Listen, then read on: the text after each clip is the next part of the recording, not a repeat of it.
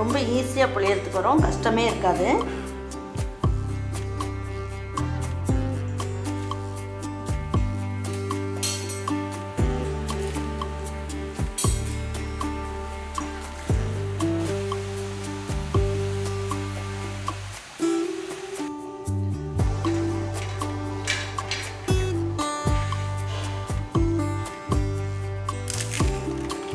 இந்த மாவை ரெடி பண்ணி வச்சிட்டீங்க அப்படின்னா உங்களுக்கு நினைச்ச போது 2 கையை எடுத்து போட்டு நல்லா மாவை பிணைஞ்சு நீங்கள் செஞ்சிடலாம். நல்லா மொறுமொறுன்னு இருக்கும். நல்லா வாய்க்குள்ள போட்ட உடனே அப்படியே முறுக்கு வந்து கரையிற மாதிரி இருக்கும். வாங்க இது எப்படி ஈஸியாகவும் நல்ல டேஸ்ட்டாகவும் எவ்வளோ மெஷர்மெண்ட்டை போட்டு செய்யலாம் அப்படிங்கிறத வீடியோக்குள்ளே போய் பார்ப்போம். நம்ம ஈரோடு அம்மாச்சி மசாலா வகைகள் எல்லாமே ஃபஸ்ட்டு குவாலிட்டி இன்க்ரீடியன்ட்ஸ் தான் பயன்படுத்துகிறோம்.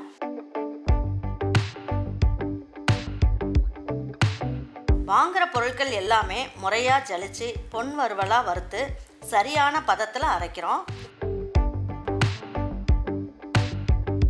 அரைச்ச மசாலாவை நல்லா ஆற வச்சு மறுபடியும் ஜலிச்சு சரியான அளவில் பேக் பண்ணி உங்கள் வீட்டுக்கே சேஃப் அண்ட் செக்யூர்டாக டெலிவரி பண்ணுறோம்.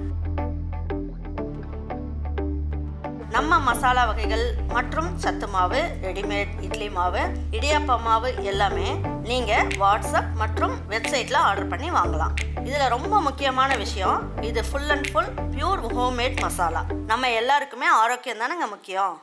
பச்சரிசியை நல்லா துணியில் தொடச்சிட்டு இப்போ எடுத்து வச்சுருக்கேன். இது லேசாக வறுத்து எடுத்து வச்சுக்கணும். இப்போ நான் வந்து 1 கிலோ அளவுக்கு பச்சரிசி அப்படின்னா 100 கிராம் அளவுக்கு உளுந்தம்பருப்பு, 200 கிராம் அளவுக்கு பொட்டுக்கடலை, இது எல்லாமே லேசாக வறுத்து எடுத்து வச்சுக்கணும். இதுலேயே நம்ம என்னென்ன போட போகிறோன்றதை நான் போடும்போது நான் சொல்கிறேன். இதில் 4 கப் அளவுக்கு பச்சரிசி எடுத்துக்கோங்க. இதில் 1.25 கப் அளவுக்கு பொட்டுக்கடலை எடுத்துக்கோங்க. இதில் 3/4 கப்புக்கு கொஞ்சம் கம்மியாக உளுந்தம்பருப்பு எடுத்துக்கோங்க. கரெக்டான பக்குவத்தில் கரெக்டாக இருக்கும். பாருங்க, நான் இந்த அளவுக்கு உளுந்தம்பருப்பு எடுத்துருக்கேன். சட்டியும் காஞ்சி விட்டுருக்கு. இதை வந்து லேசாக வறுத்து எடுத்துக்கலாம்.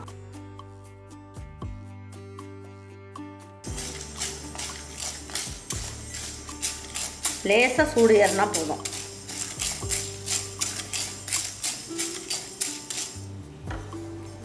பாருங்க, சூடு ஏறிடுச்சு. இப்போ ஒரு தட்டில் மாற்றிக்கலாம்.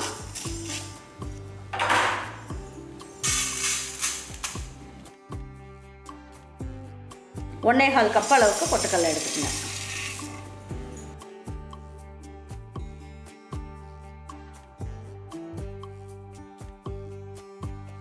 லேசாக சூடு பண்ணிங்கன்னா போதும். பாருங்கள், சூடாகிடுச்சு. போட்டுடலாம். பாருங்கள், அரிசியும் 2 பேட்சாக போட்டுடலாம். இதுவுமே வந்து ரொம்ப நேரம்லாம் வந்து நம்ம, அதாவது வெயிலில் நீங்கள் காய வச்சிங்கன்னா எப்படி வந்து அரிசி சொல்லுமோ அந்த அளவுக்கு இருந்தால் போதும்.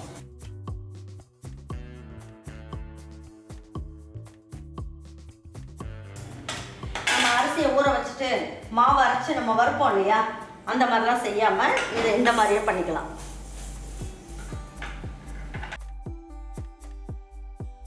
இப்போ நான் பச்சரிசியில் முறுக்கு எப்படி செய்யலான்றதை நான் போடுறேன். அதுக்கப்புறம் புழுங்கரிசியில் எப்படி செய்யலான்னு நீங்கள் கேட்டிங்கன்னா நான் செஞ்சு காமிக்கிறேன்.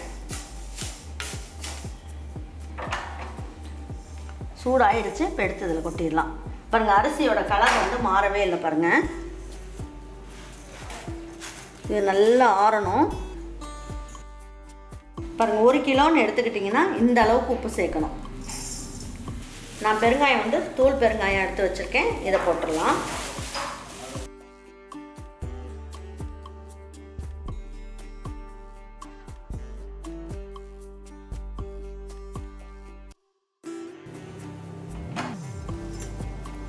பாருங்கள், இப்போ இது வந்து நல்லா ஆறட்டும். ஆறுனதுக்கப்புறம் மிஷினில் கொடுத்து அரைச்சிட்டு வந்துடலாம்.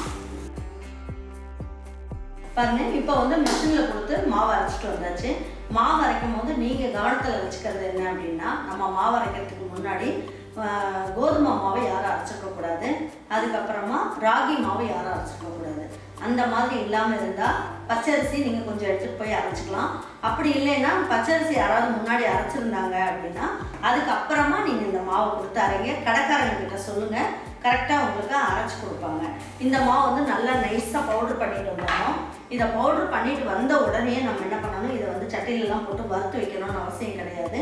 இதை நல்லா ஓப்பன் பண்ணி வச்சிடணும். ஓப்பன் பண்ணி வச்சிட்டிங்கன்னா அந்த வேர்வையெல்லாம் வராது.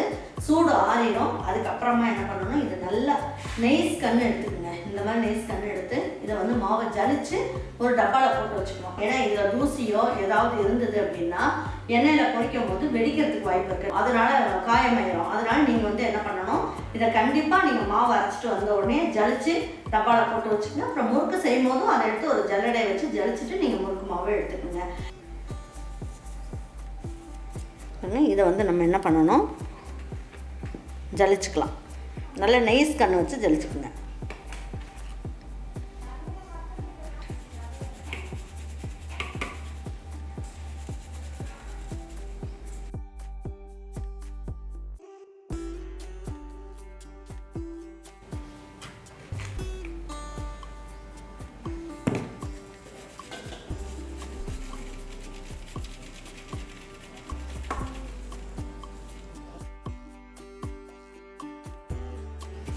நல்லா எல்லாம் மிக்ஸ் பண்ணி விட்டுருங்க. இப்போ ஏன்னா அதில் உப்பு எல்லாமே இருக்குது.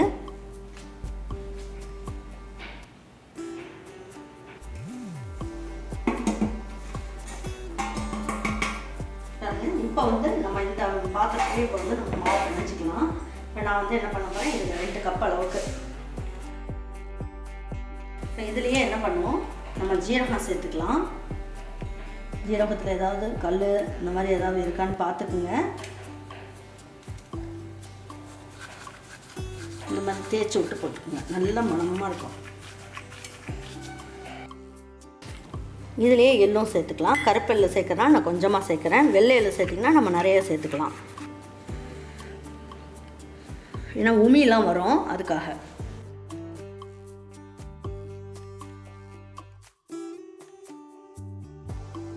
பாருங்கள், ஒரு கரண்டி இந்த அளவுக்கு எண்ணெய், நல்லா சூடாக இருக்கிற எண்ணெயை ஊற்றிக்குங்க.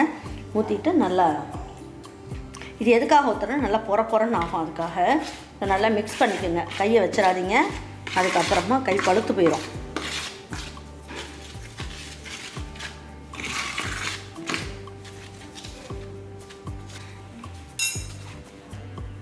பாருங்க, இதில் வந்து வெண்ணெய் வேணாலும் போட்டுக்கலாம். நீங்கள் வெண்ணெய் போட்டு செய்யறதுக்கு பதில் இந்த சுடுற எண்ணெய் ஊற்றுனீங்கன்னா இந்த முறுக்கு வந்து நல்லா பொறன்னு வரும். இதுலேயே உங்களுக்கு வேணும்னா நீங்கள் வந்து காரத்துக்கு ரெட் சில்லி பவுடர் வேணால் சேர்த்துக்குங்க. நான் இதில் காரம்லாம் எதுவுமே சேர்க்க போகிறதில்ல.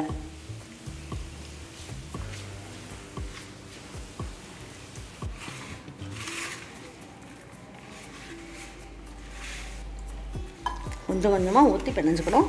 பச்சை தண்ணி தான் ஊற்றி பிணையணும். நல்லா சாஃப்டாக மாவு வந்து பிணைஞ்சாச்சு.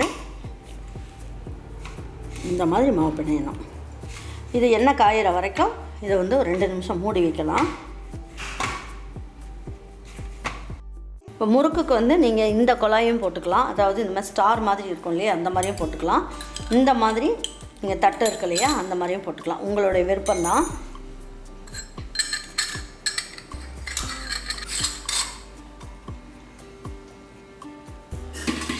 கை நனைச்சிக்கிறதுக்கு இதில் தண்ணி கொஞ்சம் வச்சுக்கோங்க.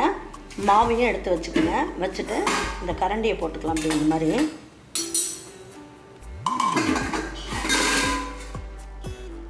மாவு வந்து இந்த மாதிரி எடுத்துக்குவோம்.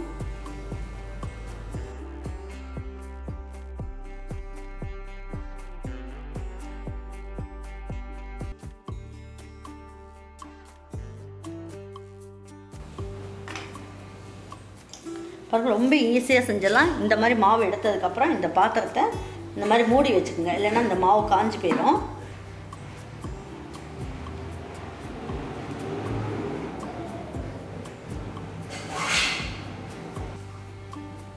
ரொம்ப ஈஸியாக புளியறதுக்கு வரும், கஷ்டமே இருக்காது.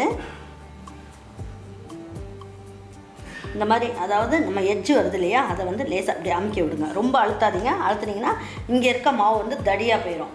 இந்த மாதிரி ஜல்லிக்கரண்டி உங்களுக்கு நிறைய இல்லை அப்படின்னா நீங்கள் என்ன பண்ணலாம், வெள்ளை துணியை விரித்து போட்டுக்கோங்க. விரித்து போட்டுட்டு அதை முறுக்கு பண்ணிட்டு ஒவ்வொன்றா எடுத்து கூட நீங்கள் போட்டுக்கலாம்.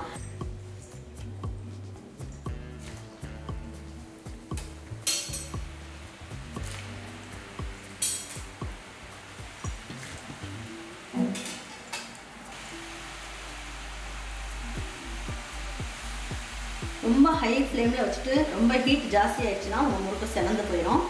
நல்ல முறுக்கு எண்ணெய் வந்து நல்லா காஞ்சிருச்சு அப்படின்னா நீங்கள் என்ன பண்ணணும், மீடியம் ஃப்ளேமில் வச்சுக்கோங்க.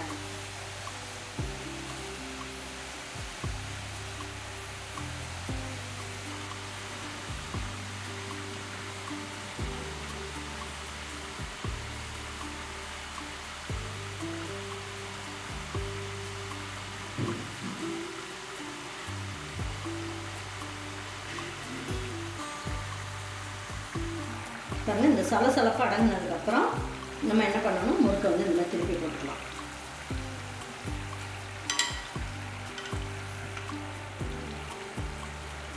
பாருங்கள், இப்போ நல்லாவே இந்த 2 பக்கமும் நல்லா வெந்துருச்சு. திருப்பி போடும்போது பாருங்கள் பபிள்ஸ்லாம் வரல பாருங்கள். இப்போ நல்லா வெந்துருச்சு. முறுக்கும் வந்து ரொம்ப கலர் வந்து மாறலை பாருங்கள், நல்லாயிருக்கு. இப்போ எடுத்துடலாம்.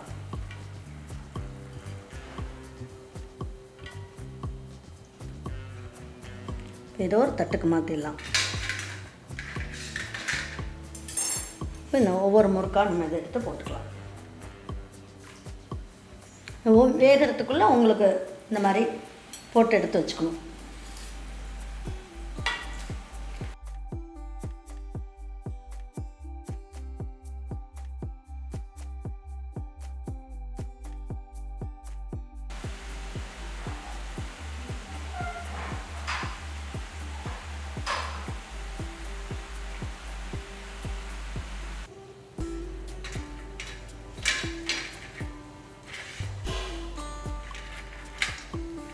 பாருங்கள், இப்போ எடுத்து இந்த ஒரு முறுக்கை வந்து உடச்சி காட்டுறேன் பாருங்கள், எவ்வளோ சூப்பராக இருக்குங்க.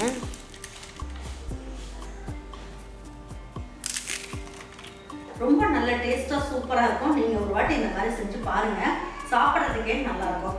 இதில் வந்து நீங்கள் தேங்காய் பால் போட்டும் செய்யலாம். அதுக்கப்புறம் பார்த்தீங்கன்னா நல்லா காஞ்ச மிளகாய் இதெல்லாம் போட்டும் செய்யலாம். அதை இன்னொரு நாள் நான் உங்களுக்கு செஞ்சு காமிக்கிறேன். இந்த மாவு மட்டும் ரெடி பண்ணிவிட்டு இதே மாதிரி முறுக்கை நீங்கள் உங்கள் வீட்டில் இருக்கவங்களுக்கு செஞ்சு கொடுங்க. அதே மாதிரி எண்ணெய் காயிற மாதிரி இருந்ததுன்னா நல்லா ஹை ஃப்ளேமில் வச்சு நல்லா காய வச்சுட்டு மீடியம் ஃப்ளேமில் வச்சுட்டு நீங்கள் முறுக்கெல்லாம் போடுங்க. ஹை ஃப்ளேம்லேயே வச்சுட்டு நீங்கள் போட்டுட்டுருந்தீங்கன்னா முறுக்கோட கலர் வந்து மாறிடும். பாருங்கள், இது உளுந்தம்பருப்பு போட்டிருக்கிறதுனால நமக்கு இந்த கலரில் சூப்பராக வந்திருக்கு முறுக்கு. ரொம்ப நல்லா ஜம்முன்னு இருக்குது. சப்போஸ் உங்களுக்கு எனக்கு வேண்டாமா, எனக்கு வந்து வெள்ளை முறுக்கு தான் வேணும் அப்படின்னா நீங்கள் வந்து என்ன பண்ணுங்கள், 150 கிராம் அளவுக்கு உளுந்தம்பருப்பை மட்டும் சேர்த்துக்கோங்க.